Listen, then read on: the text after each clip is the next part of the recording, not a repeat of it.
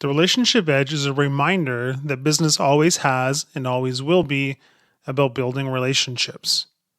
In this summary, we'll learn about what a valuable business relationship actually is and how you can go about building them. The payoff for following the principles you'll learn in this summary and book are huge. Most importantly, you'll have a systematic way to engage with people with whom you don't naturally connect. People you meet for the first time, people you don't know very well, and people you haven't connected with in a very long time. If you ever get the chance to meet the author, Jerry Acuff, in person, you'll know that he walks the walk, and he's got the results to prove it. This is a guy you want to learn how to build relationships from. Let's get started. What is a valuable business relationship? Of course, it's not enough to just build relationships because everybody does that. What we're talking about here are valuable business relationships. The most valuable relationships, Acuff tells us, have lots of air: access, impact, and results. Access is exactly what you think it is. People will take your calls, answer your emails, and believe that any time spent with you is time well spent.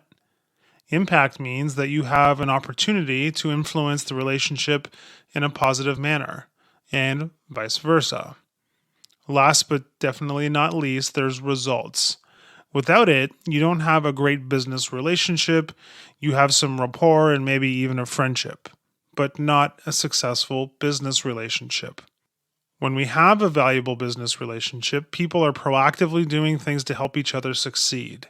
It seems simple, but like in any pursuit, if you don't focus on and master the basics, you'll never succeed. So that's what a valuable relationship looks like, but that doesn't tell us how to build them. Building them includes mastering a conscious, systematic, and routine process, having the right mindset, asking the right questions, and doing the right thing. Of course, the process of building a relationship doesn't happen overnight, and it will typically progress through 6 stages that Acuff calls the relationship pyramid. Here are the 6 stages, starting from the bottom of the pyramid and ending at the top. Number 1, people who don't know you by name. Number 2, people who know you by name. Number 3, people who like you. Number 4, people who are friendly with you. Number 5, people who respect you. And number 6, people who value a relationship with you. This last step is your goal with any relationship you want to build to the highest level. In any relationship you have, you'll probably recognize it at one of those stages. Before we move on to discuss how we can start moving up the pyramid, there are a few points to keep in mind. First, movement up the pyramid doesn't have to be sequential. You can't skip any of the steps, but you can jump through multiple steps at once. Second, it's a lot easier to move down the pyramid than going back up. Trust is a big issue in relationships, and once it's gone, it's tough to get back. So remember to continuously nurture the relationships that you already have at the top of the pyramid. Lastly, this process won't work on everyone. Sometimes people just don't want a relationship with you, no matter how hard you try. You need to learn to identify those situations and move on when it's clear that you're up against a dead end.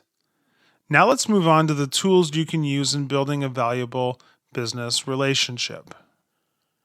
Having the right mindset. As Acuff says in the book, to build any successful relationship, you must think well of yourself. If you can't see yourself having a relationship with a high-powered executive, you can't have a relationship with a high-powered executive. Without the belief that you are capable of building relationships with the people you want to do business with, you won't get very far. Once we've got over that hurdle, we can move on to thinking well of others. Zig Ziglar has a quote that is often repeated, and it's worth repeating again here. You can get everything you want in life if you simply help enough other people get what they want. In order to do that, you need to have a genuine desire to help other people. If you don't, the entire process of continuing to build relationships is going to burn you out quickly. Why? Because as Acuff says, Relationships are built over time, and time is one of the most important elements of relationship building. Spending time with people is just part of the deal. The more time, the better. Things that will make this better and easier for you when you spend time with people include having a natural curiosity about others, focusing on others instead of yourself, appreciating and understanding the other person's point of view, having a desire to make people feel important, and listening to other people because you want to hear. For some people, this just comes naturally, but it can also be taught. In the next section, we're going to talk about asking the right questions, which will help you uncover information from people that will help you make a stronger connection with them, which will help you think better of them, which will make you want to spend more time with them, which will ultimately end with you building the relationship you want to build. It all starts with asking the right questions. The best way to make connections with people you are building relationships with is to find out what they treasure.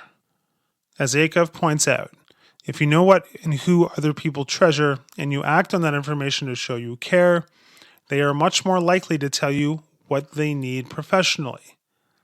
The best way to find out what people treasure is to ask them questions, a lot of them. Acuff lists 20 questions you can use to get the ball rolling with anybody you meet. So buckle up, we're going to go through all 20 here. Number 1, what do you do when you're not working? Number 2, where did you go to school and how did you choose it? Number 3, where did you grow up and what was it like growing up there? Number 4, what was your high school like? Number 5, what do you enjoy reading when you have the time? Number 6, how did you decide to do what you do for a living? Number 7, tell me something about your family. Number 8, where is your favorite place to vacation? Number 9, what kind of vacation would you like to take that you have not taken? Number 10, what community associations, if any, do you have time to be involved in? Number 11, what sports, if any, do you enjoy participating in? Number 12, what sports do you enjoy watching? Number 13, if you could have tickets for any event, what would it be? Number 14, how did you decide to settle in this area? 15, tell me something about yourself that would surprise me. Number 16, what things would you really want to do more of but don't have the time for? Number 17, what challenges or issues in your work might I or my company be able to help you with? Number 18, what is the most frustrating thing about being in your business these days? Number 19, in your opinion, what 2 or 3 qualities make up a top-notch insert your job role here? And finally, number 20, if all work paid the same and you could go around again, what would you do? Of course, these are just some of the questions you can ask the people you meet. And if you want to create more questions or make it easier to remember those 20, remember the acronym FORM.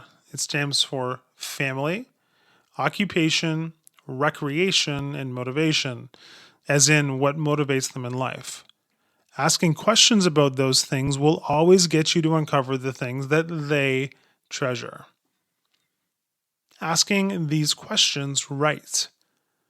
Once you have the right questions to ask, you need to make sure you ask them right. There are 2 things you need to do in order to expect the questions to uncover anything of substance. First, you need to create an atmosphere of comfort and safety. People will often feel more safe if you are open and share with them as well. For instance, after you ask somebody where they're from and they answer, you can respond by telling them where you are from and something about why you moved there. Another technique for making people feel comfortable is to ask their permission to ask a question. For instance, you might say something like the following. Before I talk about my product, I thought it might make sense for me to ask you a different kind of question. Do you mind if I ask you what you enjoy reading when you have the time?